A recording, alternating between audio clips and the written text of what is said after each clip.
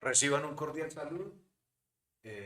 Durante nuestra clase de hoy del curso de gerencia de proyectos, vamos a conversar un poco sobre el ciclo de vida de los proyectos. Hemos venido conversando sobre algunos conceptos fundamentales de los proyectos. Hemos venido conversando también sobre algunos elementos que hacen parte como tal de toda la teoría de gerencia de proyectos. Recordemos el estándar internacional que enmarca toda la conversación que estamos planteando durante, durante esta asignatura de gerencia de proyectos y hablo específicamente del Project Management Professional. Entonces, como pudimos observar durante el desarrollo de ese tema, existen diferentes áreas de conocimiento que tienen que ver con la dirección de proyectos que abarcan desde la planificación o desde las etapas iniciales del proyecto hasta la etapa de finalización o cierre. Entonces resulta que hay unos elementos que hacen parte de ese ciclo de vida de los proyectos, ¿cierto? Es decir, el ciclo de vida de los proyectos consta de diferentes fases, ¿sí? Esto significa que un proyecto va a atravesar estas fases desde su inicio y hasta su cierre. Y este ciclo permite estructurar el trabajo y gestionar el proyecto de manera organizada. Entonces, parándonos en el estándar internacional, específicamente en el PMBOK, que es el Project Management Body of Knowledge, o el cuerpo de conocimiento de la gestión de proyectos, vamos a mencionar las diferentes fases del ciclo de vida, ¿cierto? Entonces, digamos que una primera fase del ciclo de vida, enmarcado siempre dentro de la ventana temporal. O sea, siempre que vamos a hablar de proyectos en este curso de gerencia de proyectos, tenemos que hacer la claridad que siempre vamos a estar dentro de un lapso, ¿cierto? Es decir, siempre vamos a estar en una ventana temporal y en una primera instancia debemos conversar sobre la etapa de factibilidad. Entonces, ¿qué pasa en la etapa de factibilidad? Entonces resulta que siempre que vamos a hablar de proyectos, vamos a tener que desarrollar unos análisis previos, ¿sí? Es decir, eh, en esta etapa vamos a construir todos los criterios para tomar una decisión. ¿Cuál es esa decisión? Si el proyecto es viable o no es viable. ¿Sí? Básicamente, esa es pues como la principal decisión que hay que tomar aquí en esta primera etapa del ciclo de vida de los proyectos. Evidentemente tenemos que hablar pues de una factibilidad técnica, de una factibilidad económica, de una factibilidad operativa, ¿cierto? De una factibilidad legal, regulatoria. Es decir, hay diferentes elementos que están involucrados en esta etapa de factibilidad. Y normalmente para desarrollar la etapa de factibilidad es necesario eh, consumir algunos recursos, ¿sí? La etapa de factibilidad, pues digamos que nos permite de alguna manera construir esa decisión, definir los argumentos de si el proyecto es viable o no es viable, ¿sí? Entonces, con base en esa etapa de factibilidad, es que viene luego la etapa de planificación. Dentro de la etapa de planificación vamos a involucrar las tal vez las actividades más importantes para determinar muchas de las características de los proyectos en términos, por ejemplo, de los cronogramas, de los recursos, ¿sí? De todas las actividades que hay que desarrollar para alcanzar y para cumplir con los objetivos del proyecto. Entonces es muy importante que tengamos pues como una claridad, ¿cierto? De tal manera que podamos entender que dentro de la etapa de planificación se van a diseñar muchas cosas y recuerden aquí que en la etapa de planificación vamos a llegar a establecer una línea base. Y la línea base de los proyectos es la que determina cuándo se van a entregar las cosas. Y digamos es el punto de partida que nosotros vamos a tener que tomar como referencia para comparar la ejecución con lo planificado. Hablando de la ejecución, la siguiente etapa en el ciclo de vida de los proyectos se llama precisamente la etapa de ejecución. Dentro de esa etapa de ejecución, pues vamos a tener que llevar a cabo el plan, ¿cierto? Hay un insumo muy importante para esta etapa de ejecución y es precisamente el plan del proyecto.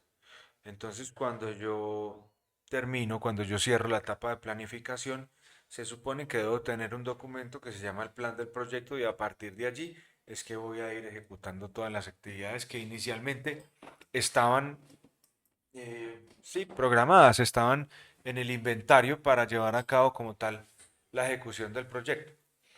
Y de manera paralela a la etapa de ejecución también va a estar la etapa de control. Entonces, estas dos etapas del ciclo de vida de los proyectos, como se puede observar en la diapositiva o en la gráfica, deben ejecutarse de manera paralela, es decir, a medida que voy ejecutando, pues voy haciendo control como tal. Y aquí lo más importante es que siempre va a existir una pequeña brecha entre lo que se controla y lo que se ejecuta. ¿Esto qué nos indica? Básicamente que cuando yo empiezo a ejecutar las actividades del proyecto, pues voy a estar siguiendo un plan.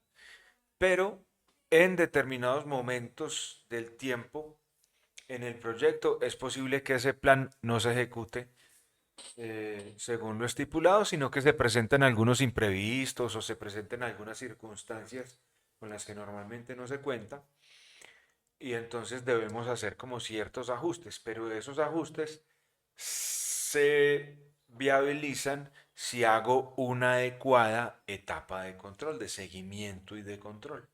Entonces, el control se realiza fundamentalmente para ir verificando que lo que está planeado se está ejecutando según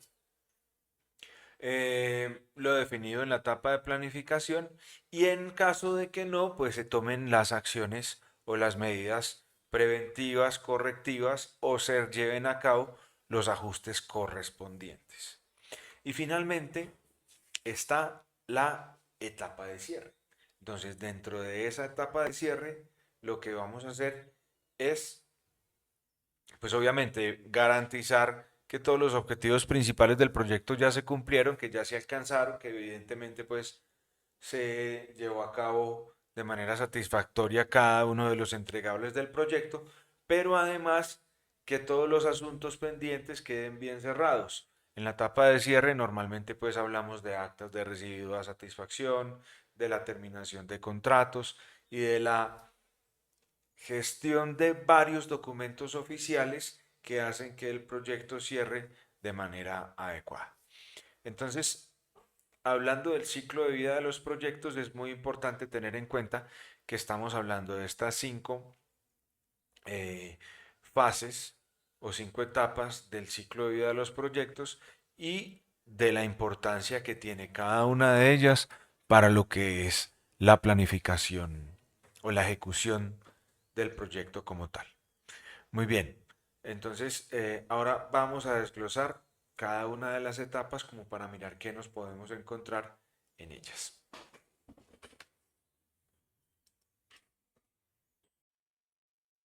En la etapa de factibilidad, entonces como lo venimos mencionando, hay que tomar una decisión. ¿Sí? Hay que tomar una decisión para determinar si el proyecto se debe llevar a cabo o no se debe llevar a cabo. Entonces, hay algunos aspectos claves de la etapa de factibilidad que deben mencionarse. Por ejemplo, desde el punto de vista técnico, la etapa de factibilidad puede evaluar si de pronto la tecnología, las herramientas están, ¿cierto? Es decir, si se cuenta con el conocimiento o los conocimientos necesarios para el proyecto, si estos recursos están disponibles. También en esta etapa de factibilidad se determina si de pronto hay una revisión o debe haber una revisión de la infraestructura y de los recursos técnicos requeridos, ¿cierto? Y también se determinan si existen algunas limitaciones tecnológicas como tal.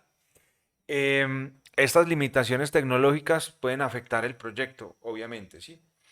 Y entonces puede ocurrir que por algún motivo eh, el proyecto no sea viable, es decir, no se cuente con la tecnología o no esté en el país o su proceso de importación sea inviable. Es decir, pueden ocurrir cualquier cantidad de situaciones que se deben analizar precisamente en la etapa de factibilidad. Dentro de la etapa de factibilidad, pues también obviamente debe haber un componente económico, ¿sí? Es decir, una factibilidad económica, análisis de costos, análisis de beneficios, estimación del retorno de la inversión, ¿sí? Eso también tiene que ver mucho con la naturaleza del proyecto, ¿cierto? Ustedes saben que si hay un proyecto de inversión pública, digamos, el análisis financiero o el análisis económico tiene un comportamiento, una interpretación, mientras que si es un proyecto de inversión privada, pues ese mismo análisis puede tener una significación distinta, es decir, puede interpretarse de manera diferente. Entonces, dentro de esta etapa de factibilidad económica hay otros aspectos pues también importantes de mencionar, como por ejemplo puede ser necesaria la diversificación de fuentes de financiamiento, ¿cierto? Es posible que necesitemos presupuestos de múltiples fuentes. Y también se puede comparar con otras alternativas de inversión con el objetivo pues siempre de estimar recursos. También podemos hablar en la etapa de factibilidad de toda la parte operativa, es decir, determinar si la organización tiene la capacidad de implementar y de operar el proyecto, ¿sí? Eh, si cuenta con la experiencia, ¿cierto? Si cuenta con el personal. También desde el punto de vista legal y regulatorio se puede determinar que dentro de la etapa de factibilidad el proyecto debe cumplir con algunas normativas y algunas regulaciones que apliquen, por ejemplo, para un país específico, ¿cierto? O para un escenario en particular. Es decir, son, digamos, como varios los aspectos que se requieren aquí en la etapa de factibilidad. Entonces, pero uno de los elementos que debe estar presente, pues evidentemente es el estudio de mercados. Entonces, cuando hablamos del estudio de mercados, lo que vamos a hacer es identificar varios aspectos, ¿cierto? Por ejemplo, describir muy bien el producto, analizar si en el sector, si en la región, si en el lugar de ejecución del proyecto existen productos similares, ¿sí? Si hay oferta de los productos o los servicios que, que el proyecto va a implicar, entonces mirar cómo se comportan esos productos similares, también analizar desde el punto de vista de la demanda qué tan viable es el proyecto, es decir, si vamos a encontrar el público objetivo o las personas que van a consumir ese producto o servicio, también calcular de alguna manera el mercado potencial. Ese estudio de mercados pues nos da como la indicación y nos puede decir, mire, ese producto o servicio puede ofrecerse más o menos a tantas personas o el público objetivo de ese producto o servicio es más o menos de este tamaño y con base en eso podemos hacer unas proyecciones. Podemos determinar, por ejemplo, unos posibles ingresos, ¿sí? Podemos determinar para cada uno de los periodos del proyecto cuánto hay que producir en términos del producto o del servicio y ese público objetivo para el cual está enfocado el proyecto, cuándo está en disposición de consumir, ¿cierto? Eso también nos puede entregar una estimación del precio. Entonces, el estudio de mercado nos va a entregar una proyección más o menos en términos de la demanda, ¿sí? Del público objetivo para el cual está diseñado el proyecto y nos va a determinar, mire, según estas proyecciones, vamos a tener en estos periodos del proyecto estas demandas. Y dentro del estudio de mercado también es posible que se determinen algunos factores importantes, por ejemplo, como el precio. Dependiendo obviamente del tipo de proyecto, del tipo de producto o de servicio que esté ofreciendo el proyecto, pues eso se puede calcular de alguna manera. Lo cierto es que el estudio de mercado nos va a dar una proyección de la parte superior del flujo de caja del proyecto, por decirlo de alguna manera, es decir, de unos posibles ingresos. Es importante mencionar que cuando estamos hablando del estudio de mercados, pues estamos hablando sobre todo de unas estimaciones. Y un estudio de mercados normalmente viene acompañado de dos aspectos fundamentales que son los que uno debe analizar en primera instancia sin ser un experto pues en el tema de mercados, pero que sí se debe colocar pues como el análisis sobre estos elementos. El primero es el margen de error con el que el estudio de mercado se diseña y el segundo es el nivel de confianza. ¿Sí? Eso nos va a dar pues como un margen para movernos en todas las estimaciones que hagamos a partir de ese estudio de mercados. Me explico un poco. Supongamos que se realizó el estudio de mercados para un proyecto específico y el estudio de mercados se realizó con un nivel de confianza del 95% y un margen de error del 5%. ¿Esto qué significa? Que todas las proyecciones que nosotros vamos a hacer sobre la parte superior del flujo de caja, es decir, sobre las proyecciones de los ingresos, de los productos que se tienen que generar para cada uno de los periodos del proyecto, vamos a tener un 5% de margen de error, o sea, va a estar por encima o por debajo un 5%. Eso ya nos permite pues como jugar con esas proyecciones y con esas estimaciones. Eh, Evidentemente, entre más alto sea el nivel de confianza, pues el margen de error va a ser menor. Por lo tanto, el estudio va a ser de alguna manera un poco más confiable, ¿cierto? Entonces, ese sería uno de los primeros elementos que tendríamos que calcular en la etapa de factibilidad de los proyectos. Posteriormente, es posible que tengamos que desarrollar un estudio técnico, ¿sí? Ese estudio técnico se plantea en función de muchas características del proyecto. Por ejemplo, la ubicación geográfica, ¿sí? La infraestructura que se necesita para llevar a cabo el proyecto. Es posible que sea, por ejemplo, necesario hacer adecuaciones de obra civil, es posible que sea necesario la adquisición de tecnología, ¿sí? O de algún tipo de licencia de software, o la contratación de personal especializado y capacitado. Es decir, toda la infraestructura de servicios que se requiere para el proyecto. La tecnología que el proyecto requiere también para su ejecución es fundamental, pues aquí también en este estudio técnico, ¿cierto? Y este estudio técnico nos termina entregando la capacidad instalada que requiere el proyecto en función del resultado del estudio de mercado. Entonces el estudio de mercado nos dijo, vea, según este análisis que acabamos de hacer para ese público objetivo, esta va a ser la demanda que va a tener el proyecto. Es decir, vamos a tener que producir tantas unidades de lo que sea que tenemos que producir, eso depende pues del proyecto. Y con base en eso, la capacidad instalada que hay que tener es esta. ¿Eso qué significa? Que estamos consolidando como tal o estamos diseñando, completando el flujo de caja del proyecto, es decir, la parte de abajo, los egresos. Entonces, dependiendo de la tecnología que el proyecto requiera, de todas las adecuaciones técnicas y tecnológicas que se deban llevar a cabo para ejecutar el proyecto normalmente en su momento cero, es decir, en el momento en el que inicia, requiere de una fuerte inversión, pues porque hay que contratar personal capacitado, hay que comprar seguramente muchos insumos, hay que contratar muchos servicios. Entonces, de entrada, digamos que hay un egreso bastante fuerte que debe garantizar todo el arranque del proyecto. En el momento cero, pues en el periodo cero como tal del proyecto, ahí debe haber un inicio bastante fuerte en términos de lo que son los egresos del proyecto. Entonces ya vamos teniendo dos aspectos. La parte de arriba del flujo de caja, que son todos los ingresos, y la parte de abajo, del flujo de caja, que son todos los egresos, ahí van costos fijos, costos variables y todos los costos que pueda tener el proyecto en términos de la infraestructura que hay que adquirir, las licencias de software que hay que comprar, el personal que hay que contratar, todos los servicios, arrendamientos, adecuaciones, es decir, desde el punto de vista técnico, todo lo que el proyecto requiere para su ejecución.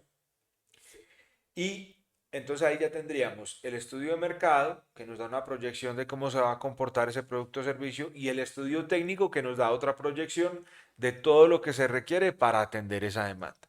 Con esos dos elementos nosotros podemos calcular a través de un estudio de análisis financiero o alguna figura eh, de análisis financiero que nos permita determinar entonces si ese proyecto va a ser viable o no va a ser viable.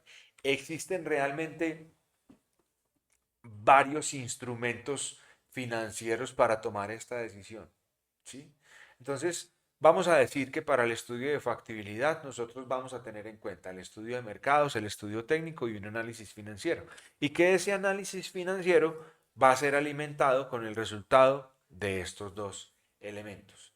El estudio de mercado, por su parte, nos va a dar unos posibles ingresos y el estudio técnico, por otro lado, nos va a entregar unos posibles egresos o costos de operación o costos de ejecución del proyecto, así como el eh, arranque inicial del proyecto, que normalmente implica pues una suma de presupuesto o de dinero importante. Con base en estos dos elementos, nosotros vamos a calcular unos indicadores de rentabilidad o vamos a utilizar unos instrumentos económicos financieros que nos van a permitir determinar desde el punto de vista económico si el proyecto puede dejar utilidad o no puede dejar utilidad. Pero esto también está muy amarrado con eh, la naturaleza del proyecto, me explico. Si el proyecto, por ejemplo, es de inversión privada, en donde lo que se busca es maximizar los beneficios, el análisis financiero puede tener una interpretación en donde lo que se busca es que todos los indicadores de rentabilidad den muy positivos. Por otro lado, si tenemos un proyecto, eh, digamos, de inversión pública, en donde el objetivo principal no es maximizar las inversiones, sino, por ejemplo, beneficiar una comunidad, entonces el estudio o el análisis económico financiero puede tener una interpretación un poco distinta, buscando tal vez que las ganancias que genere el proyecto no sean altas, sino que se mantengan en los mínimos aceptables de tal manera que no vayamos a estar en pérdida, porque el objetivo principal aquí es uno distinto. Entonces también depende pues como de la naturaleza del proyecto, cómo podemos nosotros interpretar o analizar estos análisis. Cuando hablamos de el ejercicio de análisis financiero para determinar si el proyecto tiene una rentabilidad, entonces estamos conversando sobre varios elementos, ¿no? Por ejemplo, el ingreso mensual, precio por cantidad, que fueron elementos que se tuvieron que haber estipulado en el estudio de mercados. Determinar, por ejemplo, la inversión inicial. ¿Cuánta plata necesita el proyecto en el momento cero para iniciarlo, ¿cierto? Para darle el arranque inicial en términos de lo que es la maquinaria, el equipo y las adecuaciones que se requieran. Costos fijos y costos variables. Sí, todo el tema de servicios, de arrendamientos, de salarios y algunos costos variables que seguramente se van a ir consumiendo a medida que el proyecto avance. Determinar el horizonte de vida del proyecto también es importante. ¿Por qué? Porque si bien el proyecto en estas alturas ya debe tener unos objetivos muy bien definidos y unos plazos muy bien marcados, es posible que a través de estos estudios y de estos análisis lleguemos a la conclusión de que necesitamos más tiempo o necesitamos más recursos económicos. Entonces, en el estudio de rentabilidad financiera vamos a utilizar algunas de las herramientas económico-financieras, pues como más comunes, ¿cierto? Las que más se utilizan. Una de ellas, yo voy a mencionar aquí algunas, no todas. Por ejemplo, el valor presente neto.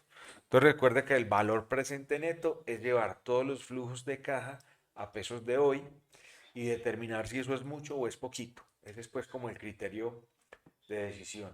Ahora, ¿por qué el valor presente neto es importante porque tiene en cuenta el valor del dinero en el tiempo.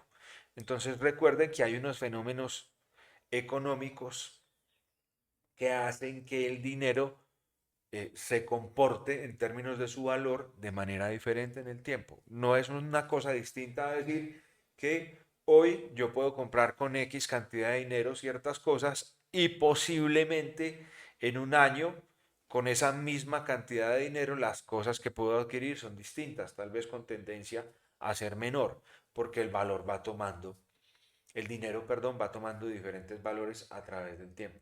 ¿Sí? Y hay unas variables como la inflación, como la devaluación, ¿sí? Que hacen pues que el dinero se comporte de manera distinta a medida que el tiempo del proyecto avanza. Entonces, ese valor presente neto es traer todos los flujos del proyecto a pesos de hoy, ¿sí? A una tasa, ¿cierto? A una tasa de oportunidad para determinar si eso es mucho o es poquito. Y con base en eso, pues se toma la decisión de si el proyecto es viable o no. Bueno, no se toma la decisión, comenzamos a sumar criterios para tomar la decisión sobre la viabilidad del proyecto. Otro de los instrumentos económico-financieros que se pueden calcular dentro de la etapa de factibilidad, una vez tengamos el estudio de mercados y el estudio técnico, puede ser la tasa interna de retorno. La tasa interna de retorno básicamente es una tasa que representa cuál es la rentabilidad que nos va a dar el proyecto por invertir en él, ¿sí? Entendiendo una tasa como una tasa de interés. Y normalmente tiene un criterio de comparación, que es la tasa real efectiva o la tasa de oportunidad. Dicho de otra manera, esa tasa de oportunidad es la tasa que yo sacrifico o la mejor oportunidad que yo sacrifico por invertir en ese proyecto específico. Entonces, supongamos que yo tengo un proyecto de inversión y además tengo otras alternativas de inversión. Puede ser, por ejemplo, invertir en propiedad raíz o puede ser, por ejemplo, invertir en acciones en la banca, ¿sí? Entonces, cada una de esas tres alternativas, las recuerdo, el proyecto, la propiedad raíz o inversiones en la banca, tiene una rentabilidad distinta. La mejor rentabilidad de esa sería como la tasa de oportunidad que yo estoy sacrificando por invertir en el proyecto. Entonces, ese sería como o se debería ser como el criterio de decisión. Entonces, cuando yo calculo la TIR del proyecto, tengo varios criterios de decisión. El primero, si la TIR del proyecto es mayor a la tasa de oportunidad o a la tasa real efectiva, pues el proyecto debería llevarse a cabo, porque eso quiere decir que el proyecto va a dejar unas ganancias, ¿cierto? Porque estamos ganando más que en las otras oportunidades de inversión. Entonces el proyecto en ese escenario se aprueba. El otro escenario es que la tasa real, la tasa interna de retorno sea igual a la tasa real efectiva, es decir, ahí el proyecto no va a ganar, pero tampoco va a perder, sino que se va a conservar el capital. Entonces, desde el punto de vista de un inversionista, este criterio no sería muy atractivo, pues porque va a invertir en un proyecto que no va a ganar, pero tampoco va a perder. Pero si el proyecto es de inversión pública cuyo objetivo principal es, por ejemplo, beneficiar a una comunidad, este indicador puede que no sea tan negativo, ¿cierto? Con esto estamos garantizando que no estamos malgastando los recursos públicos y que estamos beneficiando a una comunidad, bien sea pues por la construcción de una vía, de un puente, de una escuela, de un hospital o cualquiera que sea el proyecto. Y el otro criterio es que la tasa interna de retorno sea menor a la tasa de oportunidad o a la tasa real efectiva. En este caso, pues esto sería un muy mal indicador porque quiere decir que ni vamos a ganar y si la intención principal no es ganar dinero, pues vamos a estar perdiendo, ¿cierto? Entonces, por ejemplo, si estamos ejecutando un proyecto con recursos públicos, estaríamos cayendo en detrimento patrimonial, por ejemplo, lo cual puede llevar o puede tener consecuencias pues no tan buenas para las personas o los responsables del proyecto. Entonces, en este caso, el proyecto es rechazado, ¿cierto? Entonces, como ustedes pueden observar, algunos indicadores de rentabilidad nos pueden permitir tomar la decisión de si el proyecto es viable o no es viable en esta etapa, ¿cierto? Yo acabo de mencionar dos, ¿sí? Pero realmente son bastantes, ¿no? Son bastantes los indicadores de rentabilidad que yo puedo calcular para afianzar esa decisión de si el proyecto es viable o no es viable. Sí, normalmente pues se sugiere como calcular varios indicadores de rentabilidad en esta etapa de factibilidad, porque recuerden que aquí es donde nosotros vamos a tomar la decisión y entonces el proyecto, una vez termine esta etapa de factibilidad, vamos a decir si ese proyecto es viable o ese proyecto no es viable.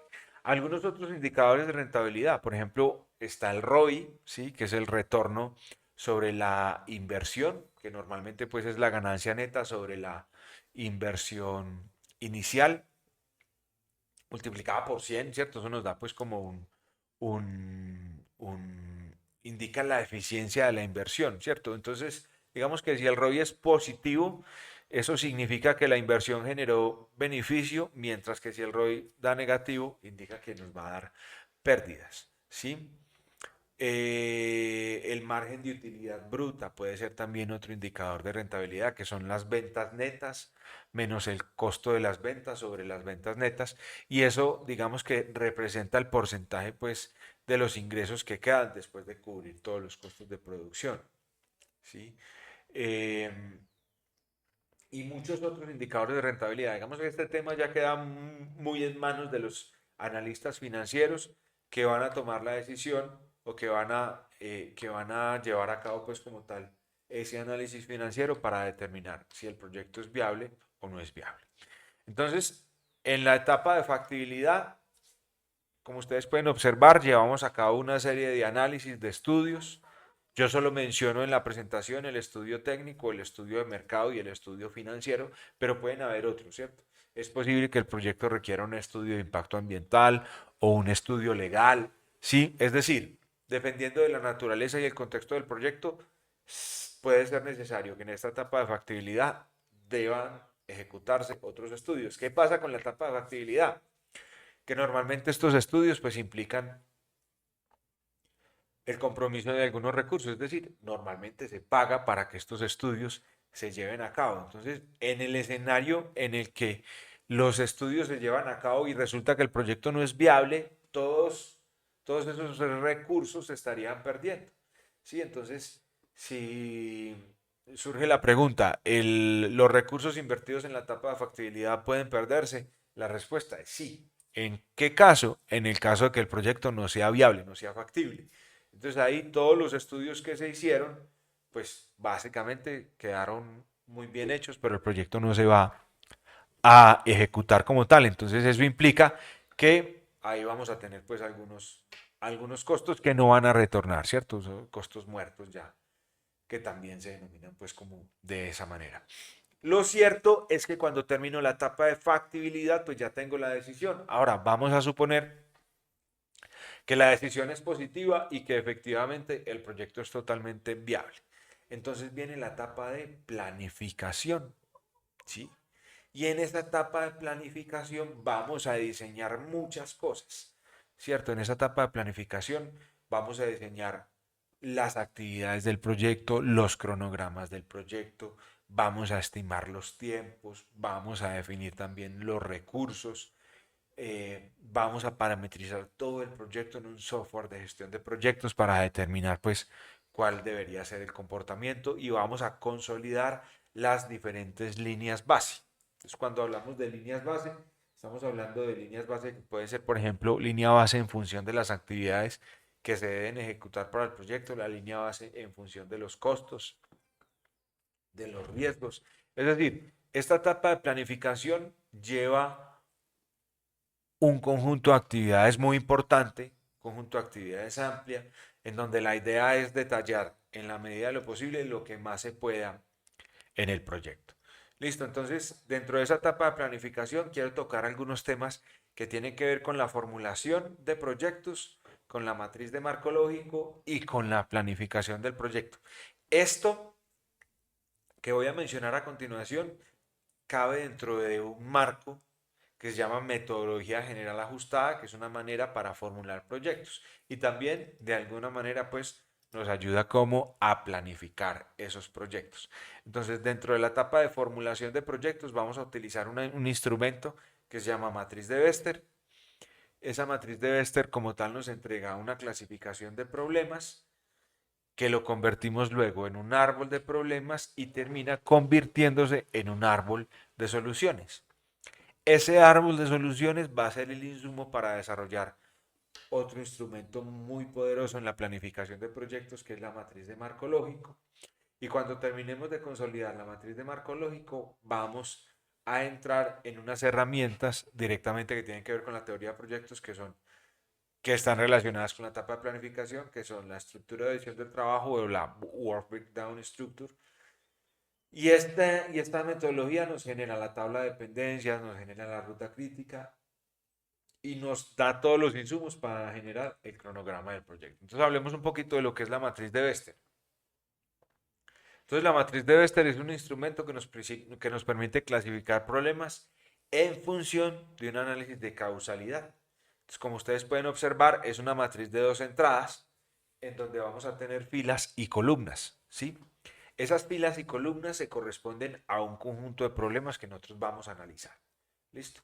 Entonces, cuando hablamos de la matriz de Bester, nosotros vamos a diligenciarla con unos pesos. Como se puede observar en la diapositiva, esos pesos van a ir de 0 a 3.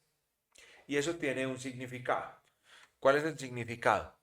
Como les acabo de decir que la matriz de Bester es una herramienta que nos permite desarrollar un análisis causa-efecto de los problemas. Entonces, la escala de valoración de la matriz de Bester es 0, 1, 2 y 3. Y asignamos 0 en la matriz cuando un problema no es causa de otro, 1 cuando es causa indirecta, 2 cuando es causa medianamente directa y 3 cuando es causa totalmente directa. Por eso entonces cuando miramos la matriz totalmente diligenciada, vamos a encontrar este resultado, ¿sí? Entonces, ¿qué quiere decir esto? Por ejemplo, que el problema 1 es causa del problema 2. Entonces, según esta escala de valoración, no es causa, porque asignamos un peso de 0. Y así sucesivamente, pues como con todos los problemas. Cuando nosotros terminamos de asignar esos pesos, vamos a tener que totalizar tanto las filas como las columnas, ¿sí? Entonces, si totalizamos las filas, nos va a dar un resultado al final de cada fila. Y si totalizamos las columnas, nos va a dar un resultado al final de cada columna. A esos resultados vamos a llamarlos los componentes activos y pasivos de los problemas. Esto significa, por ejemplo, que el problema 1 tiene un componente activo que es 8 y el problema 1 tiene un componente pasivo que es 10. Esto puede visualizarse en un plano cartesiano como una coordenada, lo que quiere decir que voy a ubicar esos problemas en este plano cartesiano. Pero si ustedes analizan este plano cartesiano, está debidamente segmentado, es decir, estoy cortando ambos ejes más o menos por la mitad y para eso voy a utilizar unas fórmulas, ¿sí? Por ejemplo, para segmentar el plano, perdón, para segmentar el eje correspondiente a los problemas activos o el eje de los activos, vamos a utilizar la fórmula mayor activo menos menor activo sobre 2 más menor activo. Y para segmentar el eje de la componente pasiva de los problemas, vamos a utilizar esta otra fórmula. Mayor pasivo menos menor pasivo sobre 2 más menor pasivo. Si me voy a la matriz, entonces, y aplico la fórmula, estaríamos hablando acá, por ejemplo, mayor pasivo 11, menor pasivo 8. Entonces, 11 menos 8, 3, ¿sí? Y ese lo divido entre 2, me da 1.5 más el menor, entonces me daría 9.5. Y así voy determinando en dónde es que voy a segmentar este eje, ¿cierto? Para tener básicamente 4 cuadrantes. Y esos 4 cuadrantes tienen una interpretación. Es decir, cuando yo en el sistema de coordenadas ubico los problemas en este cuadrante, entonces voy a obtener que los problemas que queden en el cuadrante superior izquierdo, es decir, en el cuadrante A, van a ser problemas pasivos, los que queden en el cuadrante B van a ser problemas críticos, los que queden en el cuadrante C van a ser problemas indiferentes y los que queden en el cuadrante D van a ser problemas activos. ¿Listo? Eso tiene una interpretación adicional. Me explico. Los problemas pasivos son sobre todo efectos. Es decir, no influyen de manera significativa sobre los otros, pero son causados por la mayoría, son como consecuencias.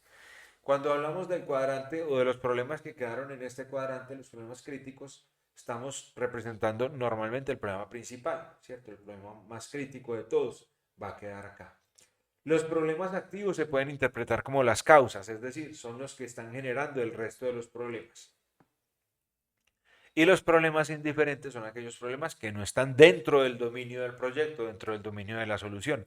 Por lo tanto, no voy a poder hacer mucho con ellos, ¿cierto? Es decir, no los puedo solucionar.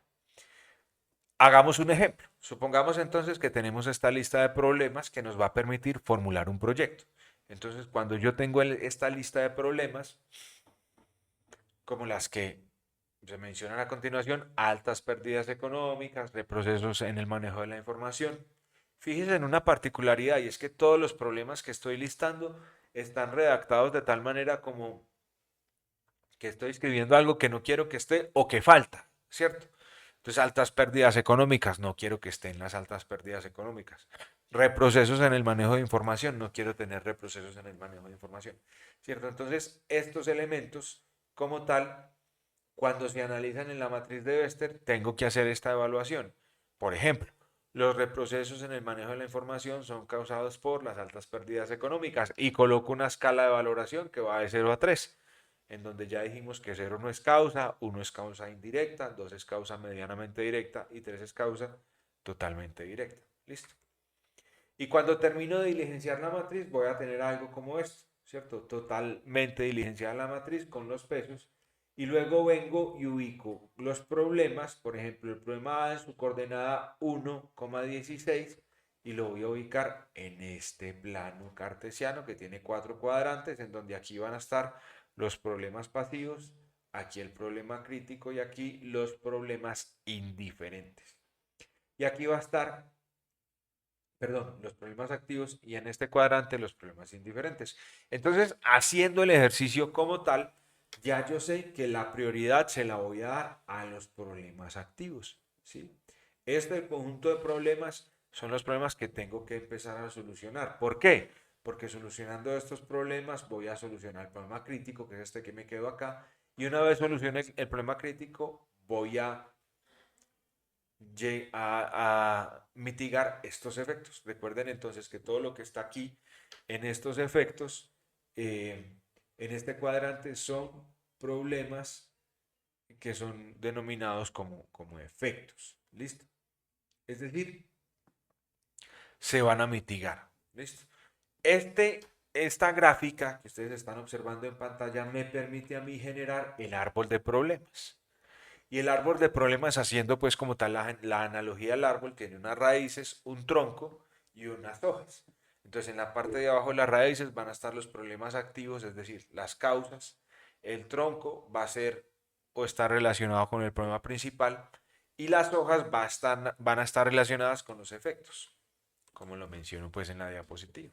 Entonces causas, problemas activos o raíces, problema crítico es el tronco o problema principal y efectos son los problemas pasivos o las hojas del árbol como tal. Configurando el árbol de problemas debería quedarme más o menos como lo estoy mostrando en pantalla. Y si ya lo llevo a un árbol de problemas como tal, entonces en la parte de abajo estarían las causas o los problemas activos. Aquí tenemos el problema crítico y aquí estamos hablando de los problemas pasivos o los efectos que están teniendo el resto de los problemas. Ese árbol de problemas debería convertirse en un árbol de soluciones como tal. Y ese árbol de soluciones entonces debe dar los insumos para vaciar todo eso en una metodología que se llama la matriz de marco lógico. Yo les decía ahorita en la diapositiva que estaba presentando pues como tal, que esa metodología me iba a permitir desarrollar el insumo para hacer una transición a lo que es la matriz de marco lógico. Entonces hablemos un poquito de lo que es la matriz de marco lógico, entendiendo esta como una herramienta para trabajar todo el tema de la planificación de proyectos. ¿Listo? Entonces, la voy a mencionar a continuación, como herramienta que me permite diseñar toda la planificación del proyecto. Entonces, básicamente, cuando hablamos de marco lógico, estamos hablando de una herramienta que, como lo intento representar en la diapositiva, va a mostrar el proyecto completo, es decir, me va a permitir tener una foto completa del proyecto como tal. ¿Sí? Esa es pues como la intención de la matriz de marco lógico, ¿cierto? Poder tener una visión muy holística del proyecto para tratar de hacer un buen proceso de planificación, seguimiento, control y por supuesto cierre. Entonces la matriz de marco lógico tiene varios elementos, ¿cierto? Tenemos que mencionar algunas de sus particularidades. Primero, pues es una herramienta analítica para la planificación de la gestión de proyectos. El propósito es brindar estructura a todo el proceso de planificación del proyecto, pues porque va a generar una información que es fundamental para que el proyecto se pueda ejecutar y se pueda llevar a cabo de manera exitosa. También es una herramienta que va a permitir unificar toda la terminología del proyecto y esto nos va a permitir facilitar el plan de las comunicaciones. Recuerden que en nuestra clase anterior dedicamos un buen rato a conversar sobre el plan de comunicaciones del proyecto que se puede complementar, obviamente, con la matriz de marco lógico. Y otra de las características que tiene esta matriz es que organiza de forma estructurada, ¿cierto?, la ejecución del plan del proyecto. Además, suministra pues como toda la información para llevar a cabo otra de las etapas de la gestión de proyecto que tiene que ver precisamente con el control de la ejecución del proyecto. Entonces, ¿cuáles son los elementos que tiene la matriz de marco lógico? Básicamente tiene un fin, un propósito, unos resultados y unas actividades. Y a su vez, estos elementos tienen indicadores, medios de verificación y supuestos. Entonces, el fin es una definición de cómo el proyecto contribuye a la solución del problema. El propósito es el impacto a ser logrado. Los resultados son todos los entregables del proyecto y las actividades pues son la lista de actividades que deben ejecutarse para llevar el proyecto a cabo. Debo definir entonces en la matriz de marco lógico indicadores, medios de verificación y también debo definir supuestos. Entonces, si vamos por definición, un indicador, digamos que es una magnitud que se utiliza para medir o comparar los resultados efectivamente obtenidos, ¿cierto? Entonces, en la ejecución de un proyecto, un indicador debe contar al menos con estas tres características. Cuánto, un criterio cuantitativo, un criterio temporal, es decir, cuándo, y un criterio de calidad para cumplir con los requisitos del proyecto. Y además debería estar asociado a una meta.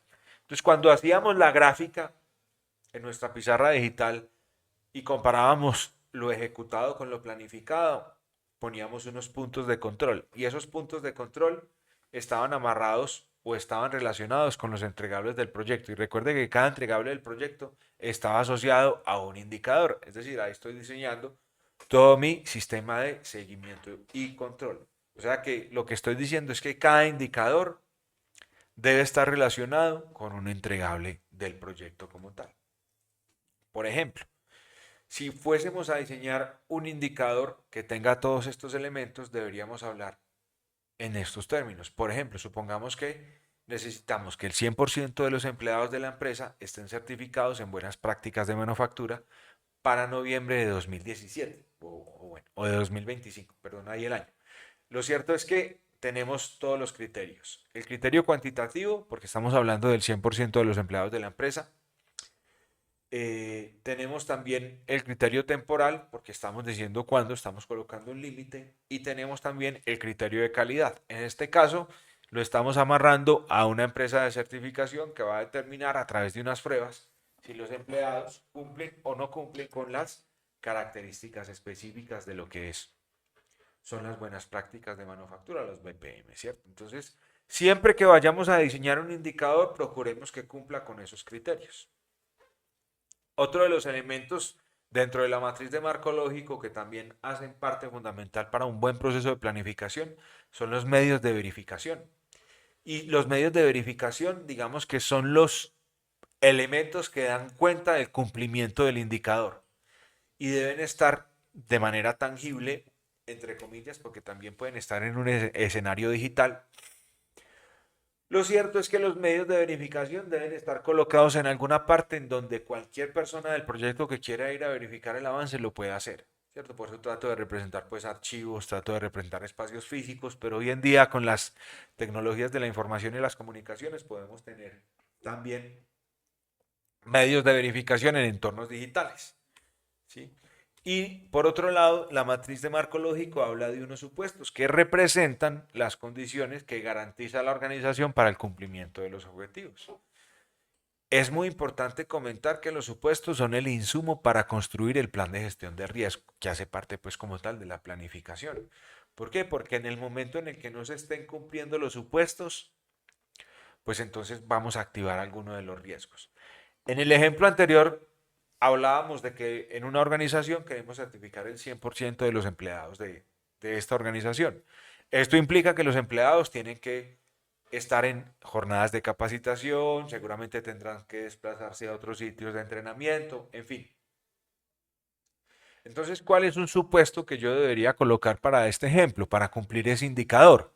Que la empresa o la organización emite una directriz en donde todos los empleados tienen el permiso de asistir a esas capacitaciones dentro de su jornada laboral. Sí, pueden utilizar una hora del viernes o bueno, eso ya pues depende, ¿cierto?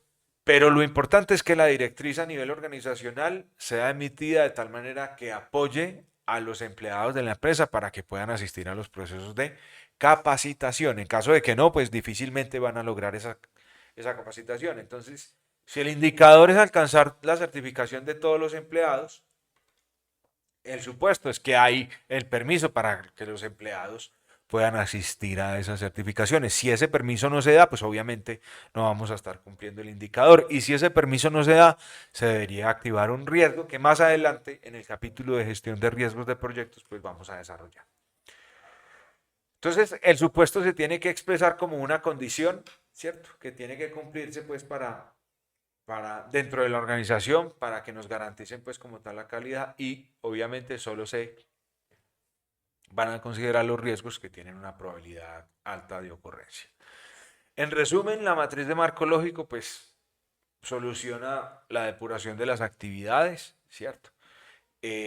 También nos alcanza o nos sirve para definir claramente las actividades y los objetivos del proyecto y nos entrega pues una base bastante objetiva y consensuada sobre todo porque cuando desarrollo marco lógico pues seguramente me voy a dar cuenta que necesito más recursos, más tiempo, entonces también puedo colocarme en un escenario de consenso en donde tenga o garantice pues que todo lo que estoy planificando va a estar acompañado de los recursos correspondientes. El insumo para construir la matriz de marco lógico es el árbol de soluciones. Entonces yo voy a hacer una transición del árbol de soluciones a la matriz de marco lógico. Y esa matriz de marco lógico me va a entregar estos elementos. Entonces me va a entregar una línea base del proyecto, me va a entregar todo el sistema de seguimiento y control y me va a entregar todo el plan de o los insumos para construir el plan de gestión de riesgo, el plan de gestión de riesgo como tal. Adicionalmente me va a entregar los insumos para construir el cronograma del proyecto, los tiempos, los recursos, el presupuesto, es decir, una serie de aspectos fundamentales que nos permiten hacer un buen ejercicio de planificación. Evidentemente, toda esta teoría pues es mucho más fácil aplicarla a través de un ejemplo, por lo que en la plataforma dejaré pues un caso de estudio para que vayamos desarrollando durante la semana, ¿cierto? Entonces, desarrollando un poco la matriz de marco lógico, vamos a tener como tal estos elementos que nos permiten hacer una buena planificación de los proyectos. Entonces, aquí abarcamos varios aspectos. ¿Listo? El primero de ellos, pues, es la planificación, porque aquí estoy definiendo la línea base del proyecto, que es el momento en el cual voy a estar entregando cada uno de los componentes del proyecto. Un diseño de indicadores que me va a permitir a mí hacer un proceso de seguimiento y control. O sea que cuando estamos hablando de planificación, marco lógico nos entrega una línea base, pero también nos permite diseñar un buen sistema de indicadores y adicionalmente nos da todos los insumos para construir el plan de gestión de riesgo. y también me entrega toda la información para diseñar cronogramas, tiempos y demás. Entonces, de esta manera podríamos estar consolidando una buena planificación del proyecto, incluyendo los dispositivos para hacer seguimiento y control. Listo. Entonces, como tal, este sería pues, bueno, con este tema estaríamos abarcando la etapa de planificación, estaríamos consolidando la línea base que nos permite hacer la ejecución, es decir, ejecutar el plan y todo el componente de seguimiento y control. En relación a la otra etapa del proyecto, que es la etapa de cierre, como tal, entonces siempre todo proyecto debe tener unas actividades clave en esta fase particular de cierre de los proyectos, ¿cierto? Como verificar el cumplimiento de los objetivos, garantizar que toda la documentación que generó el proyecto quedó debidamente entregada, ¿cierto? Quedó verificada con los informes y demás, con los indicadores de desempeño, con los indicadores pues construidos a través de los medios de verificación, con todo el análisis de riesgos, ¿sí? Es decir, esa etapa pues de cierre como tal nos permite hacer además la evaluación del proyecto, toda la consolidación de lecciones aprendidas y la liberación de los recursos. Es decir, una vez se finaliza el proyecto, uno de los componentes que hay en esta etapa pues es la liberación de todos los recursos que quedaron del proyecto. Me explico, es posible que una vez ejecutado el proyecto,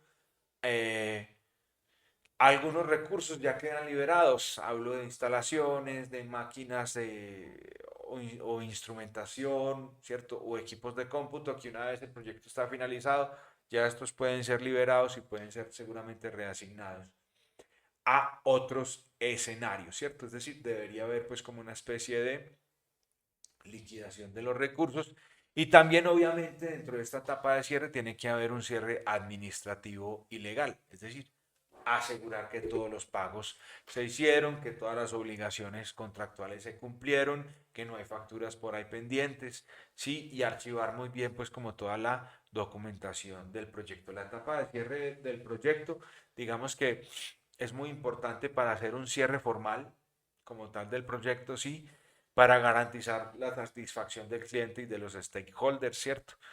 Obviamente a través de las buenas prácticas como las lecciones aprendidas, mejorar la eficiencia en futuros proyectos, ¿cierto? Y evitar, por ejemplo, costos ocultos o problemas legales al no cerrar correctamente un proyecto, ¿sí?